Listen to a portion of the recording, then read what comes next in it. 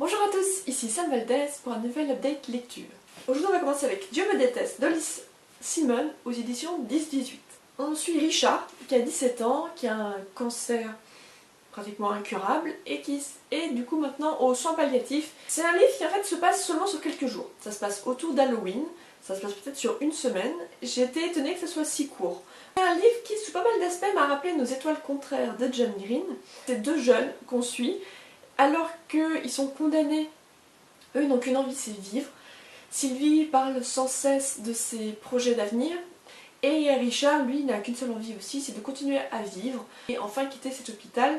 Donc je disais, ça me faisait penser à Des étoiles contraires pour l'humour. Et j'ai beaucoup ri en lisant ce livre.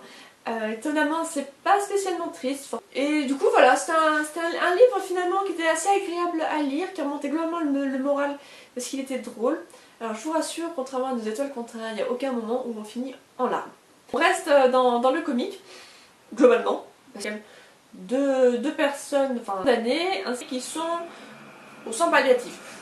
Donc du coup justement quand on finit dans ce service là, c'est qu'on a vraiment plus longtemps à vivre. Ça reste drôle, c'était un livre qui m'a bien plu. Je vais passer au deuxième roman, Les gens relisent et boivent du café d'Agnès Martin-Lugan aux éditions Pocket. Pour faire court, Diane a perdu brutalement son mari et sa petite fille dans un accident de voiture. Et pour essayer de se reconstruire, elle décide de partir en Irlande. Et en Irlande, on va trouver un gros cliché, parce que son voisin, c'est un grand, brun, ténébreux photographe, avec qui elle ne s'entend pas du tout, et ils se font tout le temps la guerre. Bon, ça c'était un peu cliché. La fin, heureusement, ne l'est pas trop. Après, il y a une suite.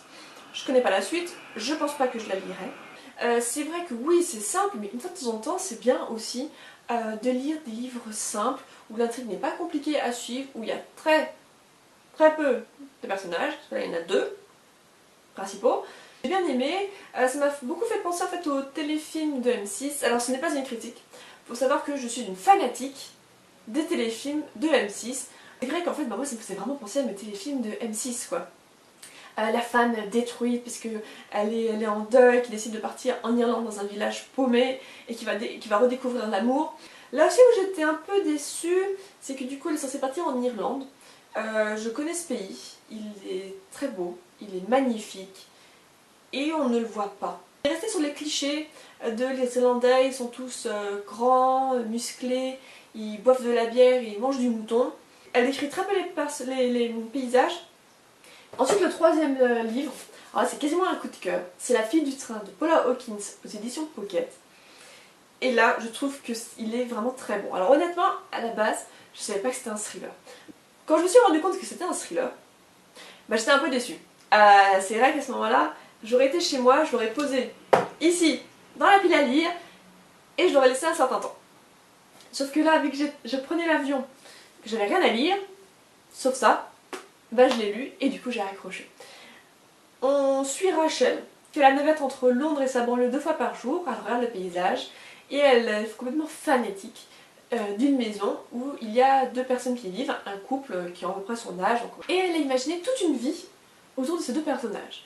Alors là, je ne vous ai rien spoilé, parce que l'auteure elle-même, avant qu'on commence le roman, met une petite note au lecteur, en disant cher lecteur, et elle prévient que son personnage principal invente bel et bien tout ce qu'elle imagine savoir, connaître de ces deux personnes qui habitent cette maison.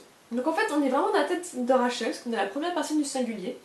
Parfois on va suivre d'autres personnages, je ne vais pas vous dire lesquels parce que j'étais contente de voir que c'était ces personnages là qu'on pourrait suivre également. Ça part dans tous les sens, vous avez plein d'intrigues, pas tant de personnages que ça, mais des personnages complexes, des relations entre personnages qui sont complexes aussi finalement, et un auteur qui vous balade, mais à sa guise. On la suit, ça nous dit d'aller par là, donc on va par là, mais juste après elle dit non, finalement on va aller par là-bas. Et en fait, c'est pas du tout ce que vous imaginiez, c'est pas du tout ce à quoi on pouvait penser. Je crois que c'est son premier roman, franchement chapeau.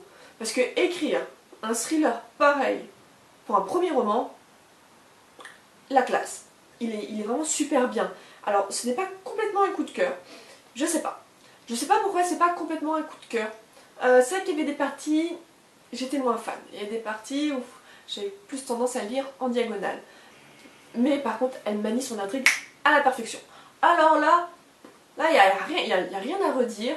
Une fois que vous arrivez au commencement du dénouement, alors là vous lâchez plus le bouquin, parce que vous voulez savoir comment ça s'est passé, comment ça va se finir, ce que ça va donner. En plus, elle vous fait un épilogue, donc du coup vous savez vraiment comment le bouquin se termine.